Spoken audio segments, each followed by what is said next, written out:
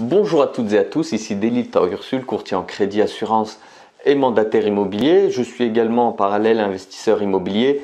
Dans cette vidéo, je vais vous expliquer comment bien déclarer vos revenus fonciers car on est en plein dedans. Je vous dis à tout de suite.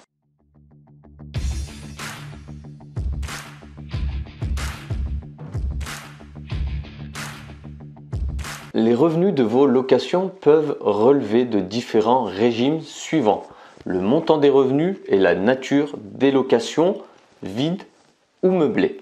Voici les règles de déclaration à suivre pour vos revenus 2020. En règle générale, la date limite pour déclarer vos revenus est fixée à début juin.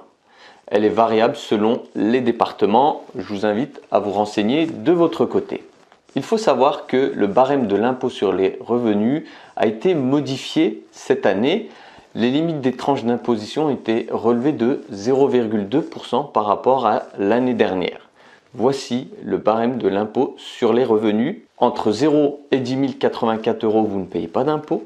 Au-delà, jusqu'à 25 000 €, vous payez 11%, puis 30% jusqu'à 73 516 €.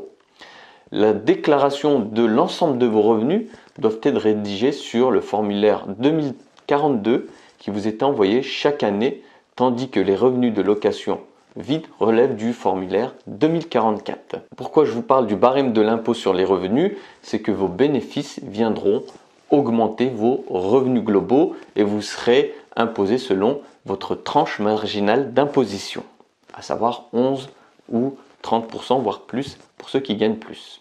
Les locations vides, donc non meublées, peuvent relever du régime du microfoncier ou du régime réel. Je vous explique tout d'abord le régime microfoncier. On l'appelle le régime simple car il vous permet de bénéficier d'un abattement forfaitaire de 30% représentant les charges de l'immeuble.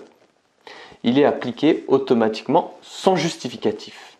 Il est nécessaire de remplir la déclaration 2044.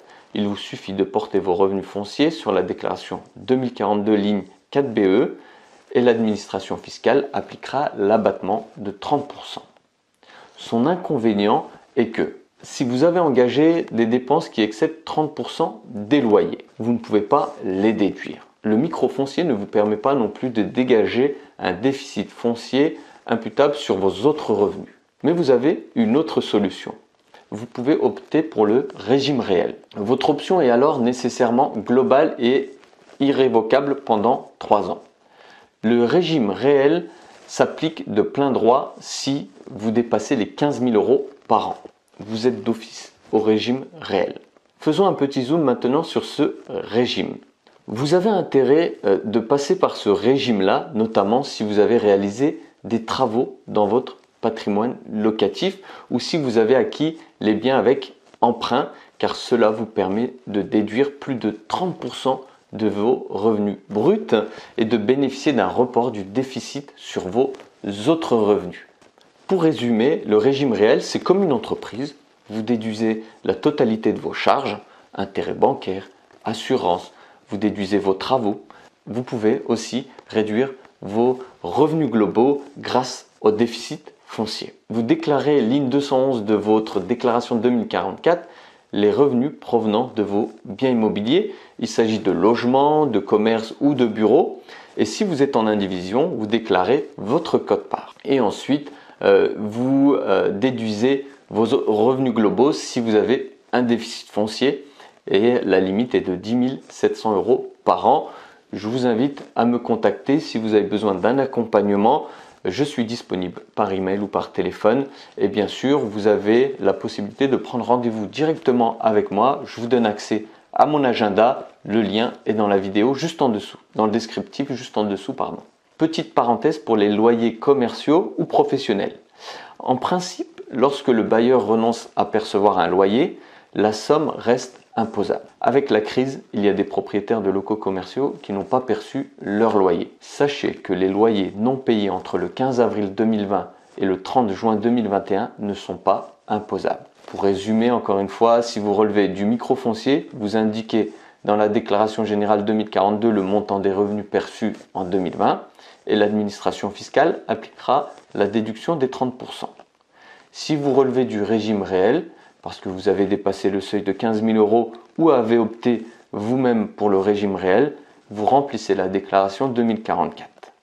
Autre chose, si vous relevez d'un régime particulier avec amortissement du type Robien, Borloo ou Périsol, vous remplissez la déclaration 2044 spéciale. Pour la location meublée maintenant, comment faire? Il faut savoir que les revenus tirés des locations meublées ne sont pas qualifiés de revenus fonciers, mais ils relèvent des bénéfices industriels et commerciaux. C'est une autre catégorie de revenus. Plusieurs régimes coexistent. Tout d'abord, le micro-BIC. Le régime micro-BIC fonctionne sur le même principe que le micro-foncier, mais son taux est bien plus favorable. Ce régime est limité par deux plafonds. Le premier est de 72 600 € pour les locations à usage de résidence principale ou temporaire. L'abattement forfaitaire est de 50%, contrairement aux 30% du micro-foncier. Le second plafond est de 176 200 € et il vise les locations meublées du type touristique et les chambres d'hôtes ainsi que les gîtes ruraux. L'abattement est cette fois-ci de 71%. Du coup, vous êtes imposé sur 29% des recettes, c'est logique. Il faut déclarer vos revenus bruts dans la déclaration 2042 CPRO. Cette fois-ci, la case 5ND et les suivantes. L'administration appliquera le taux de 50% ou de 71% selon votre mode d'exploitation.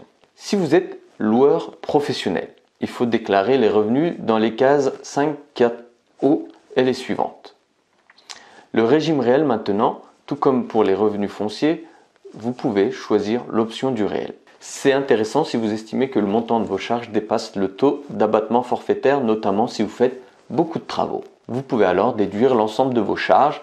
L'option est valable 1 an et doit être exprimée avant le 1er février pour s'appliquer aux revenus de l'année en cours. Le régime réel exige de remplir une déclaration de résultat numéro 2031 et son résultat doit être reporté sur la déclaration 2042 CPRO. Le conseil d'un expert comptable est recommandé. N'hésitez pas à me demander si vous voulez connaître mon expert comptable. Pour être qualifié de loueur professionnel, il faut respecter deux conditions. Les recettes perçues par le foyer fiscal doivent dépasser 23 000 € par an et les recettes de location meublée doivent dépasser les revenus professionnels du foyer. On me le demande souvent, alors je le dis, la condition d'inscription au registre du commerce et des sociétés a été supprimée. Ce n'est pas obligatoire. Je ne vais pas parler du régime loueur meublé professionnel dans cette vidéo. Comment ça se passe en cas de déficit? Les déficits des loueurs en meublé non professionnel sont imputables sur les bénéfices de même nature de l'année et des années ultérieures pendant 10 ans. Ça veut dire que vous ne pouvez pas réduire vos revenus globaux avec la location meublée non professionnelle, mais vous pouvez éviter l'impôt lié à ces revenus. Contrairement à la location nue, il est impossible de réduire vos revenus globaux avec le statut de LMNP. J'espère que cette vidéo vous a plu. Je vous invite à la liker, à la partager, à vous abonner et bien sûr à m'appeler si vous avez besoin d'un accompagnement dans la déclaration de vos revenus. Je vous dis à très vite. Ciao, ciao, ciao.